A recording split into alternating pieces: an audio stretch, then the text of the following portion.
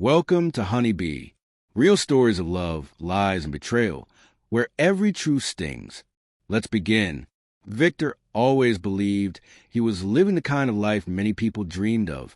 He had Sophia, a wife who seemed to adore him, and Darren, a best friend who had been by his side for over 15 years. To Victor, Darren was more than a friend. He was family, a brother in every way that mattered. With 5 years of marriage behind him, a stable home, and a relationship that appeared solid, Victor felt he had everything in order.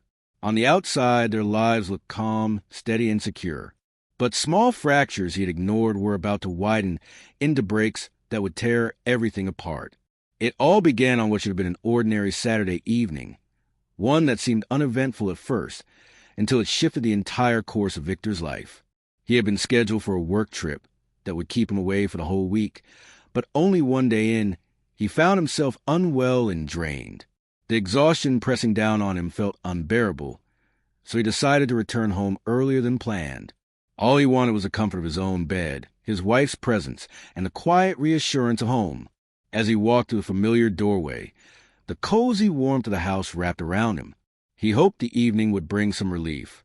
Sophia greeted him warmly, moving about the kitchen as she prepared dinner. She hummed softly, a tune Victor recognized from her habit of singing when she was at ease. They ate together quietly, the meal peaceful in its simplicity.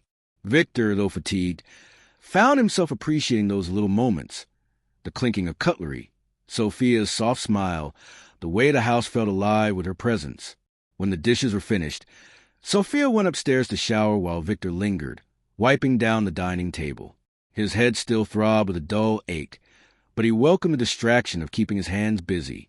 From upstairs, he could faintly hear the water running and Sophia's muffled singing echoing through the bathroom. Everything about that evening seemed so normal, so routine, until the silence of the kitchen was interrupted by a sudden vibration.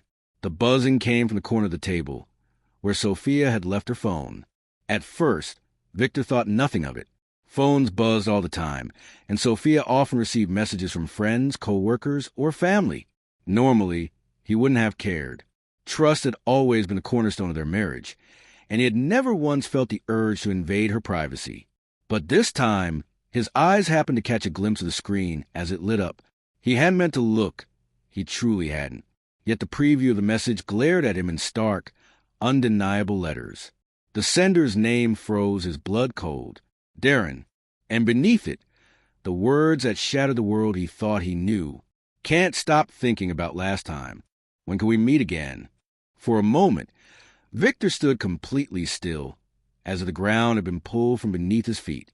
His heart pounded so hard it felt like a drum echoing in his ears. He blinked, hoping he had read it wrong, praying the words would change into something harmless, something innocent. But the message stayed exactly the same, glowing on the screen like a cruel warning. His chest tightened, his palms grew clammy, and a sick feeling twisted in his stomach. The weight of the phone suddenly felt unbearable as he picked it up. Darren, his Darren, the man who stood beside him through every storm, who had shared secrets, laughter, and milestones with him. The man he trusted more than anyone else in the world, aside from Sophia herself. And now this... "What is this?" Victor whispered to himself, his voice trembling with disbelief. His fingers shook as he tried to unlock the phone for more answers, more context. But the screen locked him out, protected by Sophia's password. No further details, no additional messages. Just that single notification cutting into him like a blade. It was enough. Enough to tell him something was terribly wrong. His mind spun with questions. Last time? What last time? How long had this been happening? How could I have missed the signs? Victor's eyes darted toward the stairs. From above, Sophia's carefree voice floated down as she sang in the shower. That same sweet voice he had once cherished now sounded cruel, mocking, almost taunting. He felt dizzy with betrayal. This wasn't just about any man. It was Darren, his brother in everything but blood. How could Sophia? How could he? Victor placed the phone back on the counter, his hand trembling as though the device might scorch him. His body leaned heavily against the sink as he gripped its edge, trying to steady himself against the storm raging inside. His mind screamed with questions, but none of them had answers he was ready to face. He knew he needed to confront her. He needed to hear the truth from her own mouth, no matter how devastating it would be. Moments later, Sophia descended the stairs, freshly dressed, her hair still damp from the shower. Victor stood in the middle of the living room, his eyes locked on her, his voice calm but sharp enough to slice the air. "Why is Darren sending you messages like this? And when did this relationship start?" Sophia froze at the bottom step. Her entire body stiffened, her face draining of color.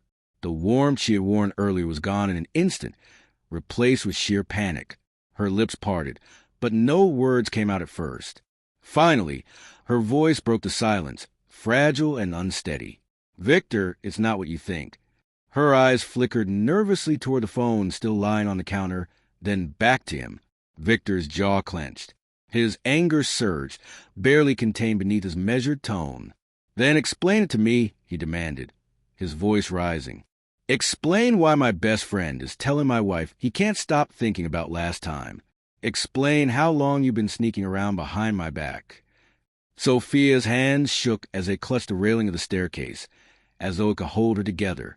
She opened her mouth to speak, but faltered, her silence only fueling Victor's fury.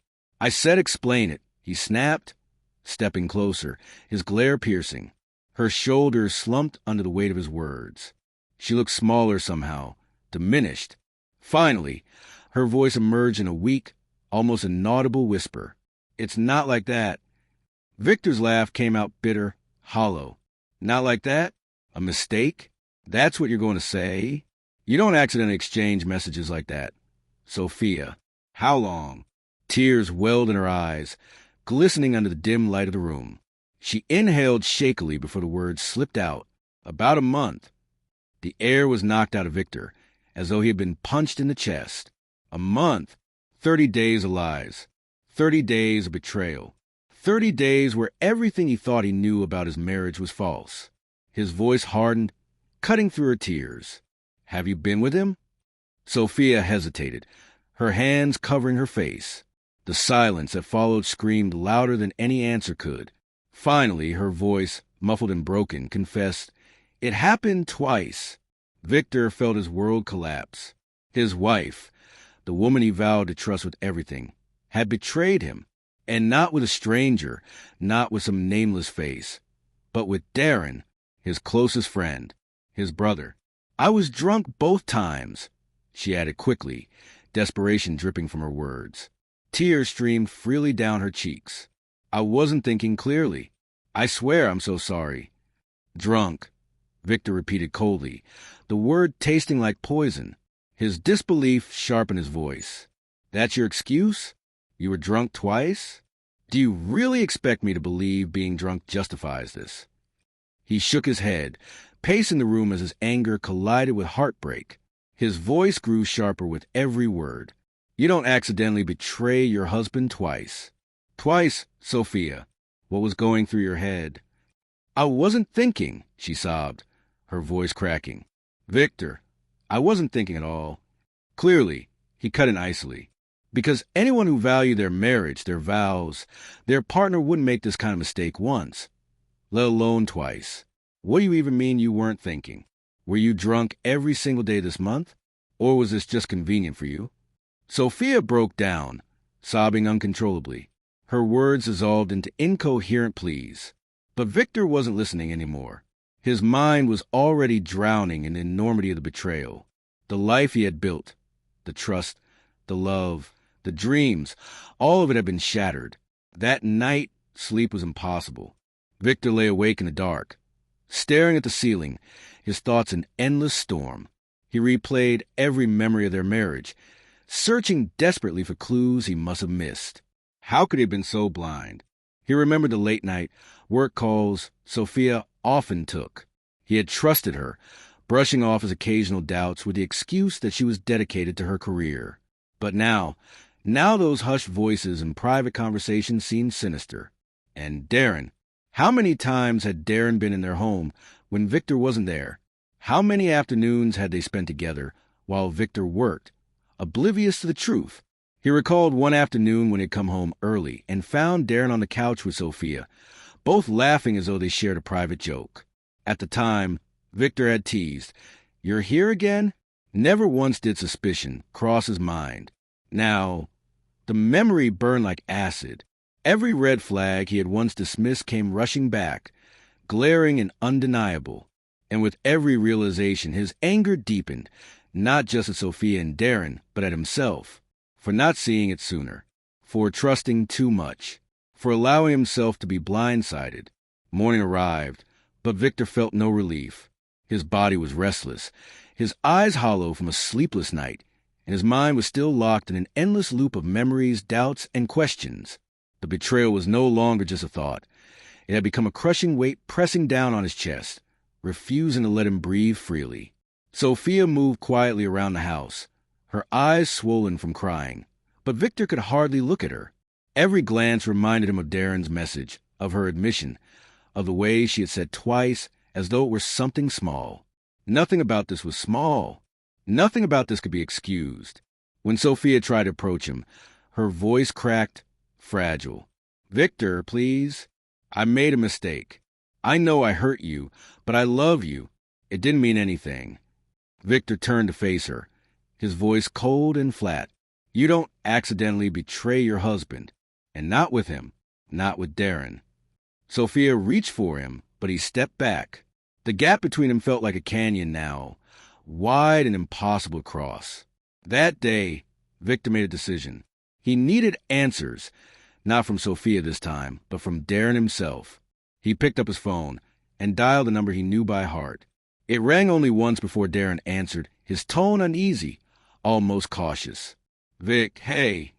"We need to talk," Victor said, his voice calm but edged with steel. A long pause stretched out on the line. Finally, Darren spoke, his voice low. "All right. Where?"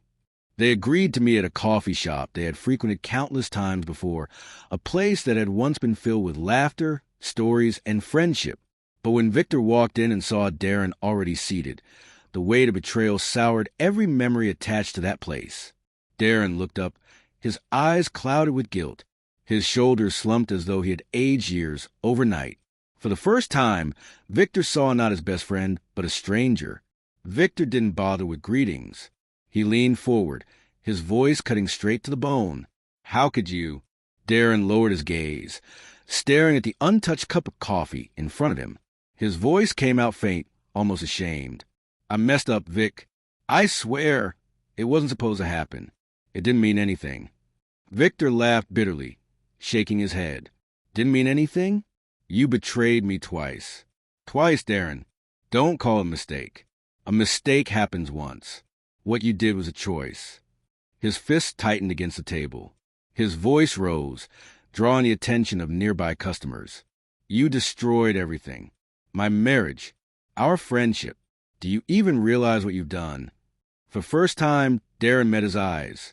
Regret filled them, but regret didn't change what had happened. "I know, Vic. I know I hurt you. I wish I could take it back. But I can't. I wasn't thinking." "Don't." Victor cut him off, slamming his palm on the table hard enough to rattle the cups. "Don't you dare feed me that excuse. You knew exactly what you were doing. You had every chance to stop, and you didn't. And now I'm the one who has to live with the wreckage." The words hung in the air like smoke, heavy and suffocating. Darren opened his mouth to say something more, but quickly shut it, as though he realized there was nothing left to say that could fix this. Victor's voice dropped, trembling from the force of everything he was holding back. "I can't believe I ever called you my friend. From this moment forward, you're nothing to me. Stay out of my life. Don't call. Don't text. Don't even think about coming near me or Sophia again." He stood abruptly, his chair scraping loudly against the floor. Without another glance, he threw some bills on the table and walked out, leaving Darren behind with his shame. The friendship that had once been the cornerstone of his life was gone, smashed into pieces beyond repair. And as Victor walked away, his chest heavy, he knew there was no going back. The days that followed were suffocating. Each morning, Victor woke up with the same crushing ache in his chest, as though the betrayal had etched itself into his very bones. Anger burned hot and constant, sparking every time he thought of Sophia and Darren together. But beneath the rage was something worse. Doubt. Whispers in his mind asked questions he didn't want to hear. Was I not enough? Did I fail her somehow? Did she ever really love me? Every memory with Sophia now felt poisoned. The laughter they once shared sounded hollow. The warmth of their embraces felt counterfeit. Even the tender moments, the kisses, the whispered promises, the quiet nights on the couch, felt like lies. He couldn't stop wondering if Sophia had been wearing a mask all along, if every smile she gave him had been tainted by guilt. Some nights, the anger consumed him so deeply that he imagined exposing them both, posting Darren's message online, telling their families and friends the truth. He wanted them to feel the shame and humiliation they had forced on him. But deep down, he knew it wouldn't heal him. It would hurt them, yes, but it wouldn't repair the broken pieces inside him. He felt lost, powerless. It was in the state of despair that Victor decided to seek therapy. At first, he was skeptical. What could a stranger possibly say to ease this kind of pain? But when he sat in that quiet room, across from someone who listened without judgment, something shifted. For the first time since the betrayal, Victor spoke freely. He poured out his anger, his heartbreak, his confusion. He admitted to the doubts gnawing at him, the fear that maybe he had failed as a husband. And for the first time, someone reminded him gently, "This isn't your fault. Their betrayal is not a reflection of your worth." It wasn't a cure. The pain didn't vanish. But therapy gave him a rope to hold on to in the storm, a lifeline when he felt like he was drowning. Meanwhile, Sophia begged for forgiveness. She cried. She apologized. She offered to do anything to prove she could change.